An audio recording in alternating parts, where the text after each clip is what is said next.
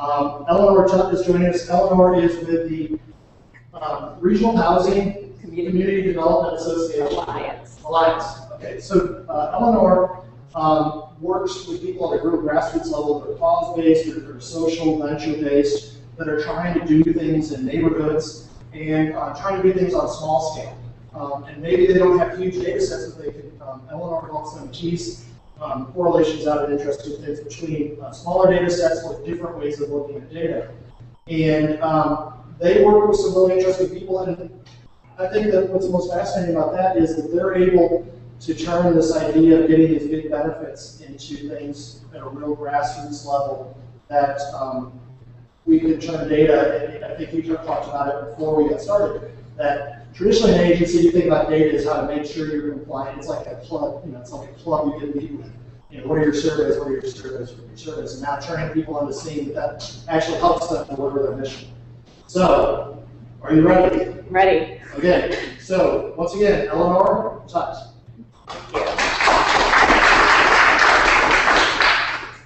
Great, thank you. All right, so the name again, I'm Eleanor Tutt, and the name of the organization again is Regional Housing and Community Development Alliance, or RHCDA. We are a not-for-profit community development organization. So I think this is the one that I click before it starts. All right. So RHCDA, we're a community development intermediary. We're focused on neighborhood revitalization, and we're really about partnerships. So we partner with a lot of local neighborhood-based nonprofits. We serve a 4-county region, 2 counties in Illinois and 2 in Missouri. And we really flourish when we're connecting kind of private, public, and nonprofit worlds to bring investment to neighborhoods. A few things we do besides data, we do a lot of housing development, affordable and mixed income, new and historic rehabilitation, and organizational capacity building, so strategic planning and outcomes measurement and financial management for these neighborhood organization partners. But my role is in data analysis and data democratization. So essentially, before the term open data or big data, there's this idea that we want to bring the data that's being created to the neighborhoods, and especially for the benefit of lower income or distressed neighborhoods. So we do a whole bunch of kind of mapping, and I think this data democratization is even more important in the era of big data. You have these trends that there's these increased technological capabilities, and that means that really the equity angle is like even more critical, that these benefits of data are available to all communities. So my day-to-day is really trying to look at how do I take this idea of velocity, variety, volume, all these different data sets, how do I apply it in places where there's social issues, abandoned buildings? How do we really make this work for grassroots social action? And one of the ways that we do that at RHCDA is we try to make it easy for community leaders to focus on what they're best at. So asking interesting questions about data, setting priorities, engaging residents, designing programs. We do all the back end. I mean, lots of this data is not clean, so we standardize, we make sure there's good metadata, we synthesize data sets together, and we do a lot of data literacy trainings for our not-for-profits. This is a few examples of the sorts of data that we're bringing together. On a building level, there's things like property values, whether it's owner or renter occupied, what kind of foreclosures, whether citizens have complained about a unit, and these are coming from all sorts of different governmental sources. At the neighborhood level, we use census data, which everyone's probably familiar with incomes and age and race. But we've got information on transit access and commuting patterns, whether there's full-service grocery stores nearby, what the schools are doing and where students are going to school, what neighborhoods they live in and where their schools are. We have really good relationships with local governments, so a lot of our data comes from local, state, or federal government. We have a realtor on staff, so we have real estate records. And increasingly, the data is really growing in the volume and increasing in velocity, and we're utilizing more and more web map services and web APIs. And really combining all those variety of data sets together to ask new questions. So, is there a connection? A lot of big data is about correlation, right? So, crime and vacancy, or are payday lenders and banks equally convenient to people? Do current vouchers provide homes near jobs for people with mental health? So to make all this understandable, I thought there were a few tools I use all the time that the people in the room may know about, but if not, you should check them out. First being D3, which is a JavaScript library for making interactive visualizations of all sorts. And it's very powerful, and there's a lot of examples. We also frequently use a combination of OpenStreetMap and Leaflet.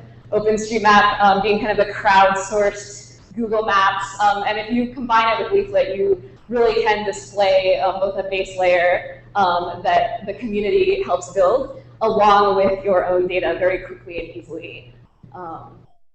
And so the end goals, revitalization. So this is a picture of Crown Square in Old North St. Louis.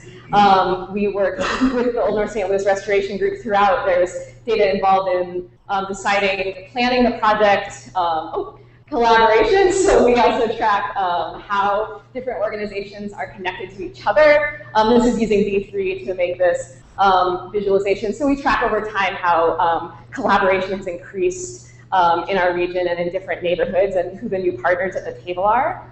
And we also do sort of the typical, what impact did we see? So maybe an organization has a housing development, and by looking at building permits, you can track whether that development catalyzed private investment. So we do a lot of tracking impact. And one of the things I think is most important is that we really try to reframe issues from a strength-based or asset-based perspective. So food deserts are a big issue that people talk about, and a lot of times it's framed as our neighbor needs a grocery store, need. We worked with a national group called Social Compact to aggregate all sorts of data, utility data and parcel data, to reframe it as our neighborhood has money to spend, and we have purchasing power. So this map is actually restaurants, but we have it for groceries and apparel. Purple areas are where people are having to leave their neighborhood to purchase services, or they are spending more money than they have businesses. And if you're interested in this sort of work, we're part of a national organization convened by the Urban Institute called NNIP. And on their website, there's just all sorts of case studies from all over the nation on how people are using data for social change. And then there's our own websites. We have a relatively new, so be gentle, website at datagateway.org that we're adding more data to continuously. And then we have our website at rhcda.com, where you can learn more about our development and our capacity building work. So thank you very much, and I would love to talk with you more.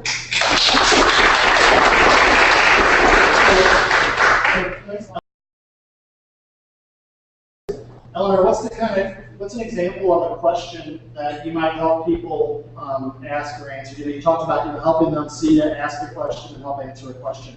So think of a partner organization and a question that they might ask. Sure. Well, recently we're helping the Behavioral Health Network answer questions about, where in the region are our clients locating, and sort of how does that fit in what their desired, their goals for finding a home are, and sort of what are the barriers. Like employment, transportation, homes. Sure. Yeah. So are their clients selling in places where they can truly be sustainable, or are they being set up to fail because of how they're moving? Right. Yeah. Oh, that's interesting. And the other thing is, you talk about capacity building for other organizations. Does data play into that? That's maybe a term that's not familiar to a lot of people. Sure. Yeah, most definitely. So it's really, capacity building is about growing the organization rather than expanding their projects. And we definitely help people understand the connections between their actions and outcomes, and measuring those outcomes, as well as I mentioned, like data literacy, and being clear on making sure that what is being measured is what they think is being measured, and helping them suss out whether there might be need for new measures. And we may not have the answers to how those come about yet, but kind of discussing data about that. I like that map. I've never seen that change when you talk about changing the discussion from we need to we have purchasing power and yet no outlet for spending that purchasing power. Is that something that it's possible for people like, so say I want to start a restaurant. I mean, can I go to your organization and say, tell me what neighborhood really wants a restaurant that doesn't have one? Is it to that point?